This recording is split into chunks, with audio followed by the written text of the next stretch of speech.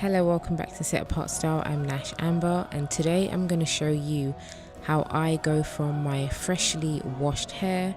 Here you can see it's all nice and clean and it is not stretched at all. How I achieve this style. So this is my high puff with bangs at the front. This is an awesome style for like the wedding season, or if you're somebody who wants to do the high puff but you kind of want to maybe cover your forehead a little bit. So this is a really simple style that you can achieve, and I'm going to show you how. So you will need some sort of leave-in conditioner. I'm using the one from Care, and if you came to my recent event you would have got it as well in your goodie bag. So this is such a nice product to use on 4C hair and I love it. During this style from with dry hair and your hair is not washed, then you might need some sort of spray. I use the one from Strands of Faith, and it's like a refresher spray, and it's great to just kind of revitalize your curls before you do a style like this. Coconut oil to seal in the moisture from my hair. I love a bit of coconut oil. Flaxseed gel for the edges. If you're not interested in using like an Eco Styler gel, then Aunt Jackie's flaxseed gel. If not, just use the classic Eco Styler gel, which is awesome for natural hair as well. Some sort of edge control. I love the one from Cream of Nature with argan oil inside. An afro comb to detangle after you've done it with your fingers as well. And then I also like a tangle teaser brush to do my edges. Bobby pins, must have. A tie that you're going to use to actually put your high puff up, but I'm going to talk in more detail later on about how to achieve that. And of course, a headscarf. So I t-shirt dry my hair after I've washed my hair. I don't use a towel. I just find that it's so much easier on my curls. So I unravel it, and I always wash my hair in sections. Ever since my hair's got longer and thicker, it's so much easier to wash in sections. So then I'll apply my leave-in conditioner, the Care one that I showed you earlier on. And section by section, I'll just go around my head, making sure every section is detangled even more. After conditioning, I detangle it even more with my fingers before then using the comb. So I'll just make sure that, from the roots right into the tips, especially the ends of my hair, because that's obviously the oldest part of your hair.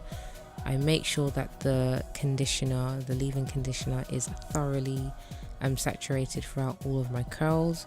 And I just make sure I do maybe about a pea size per section. So I just do that on both sections.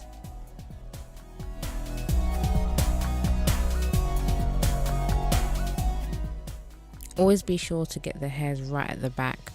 It's so easy to make your edges look really nice at the front, but don't forget the hair at the back as well, otherwise it can become quite tangled and it can break. So I like to have hair all around the edges.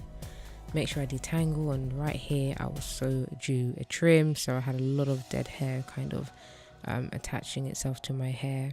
But since I've had a trim, this will not be happening anymore. But I just detangled further with my fingers, still applying the leave-in conditioner throughout all of the hair.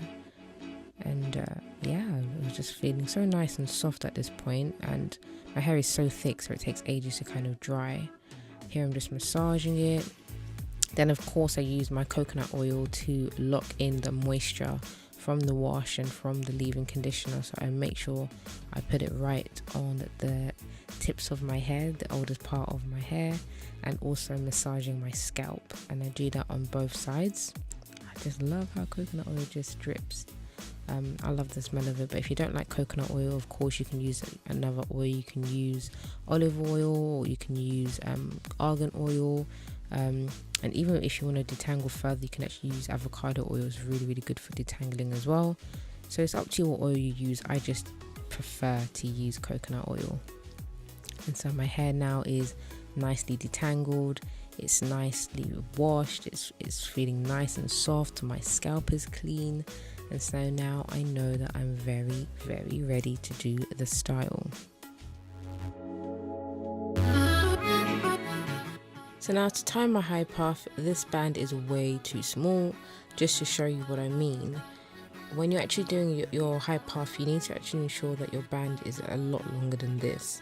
Although this is something I could use, I can still pull. It would actually hurt my head in the middle because it's way too short. It's a bit too thick as well.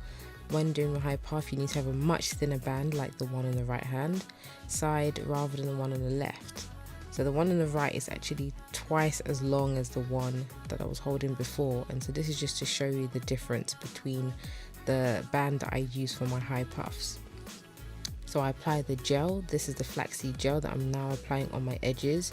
I have the band around my neck, and I make sure that my nape and the front of my hair nicely has the gel.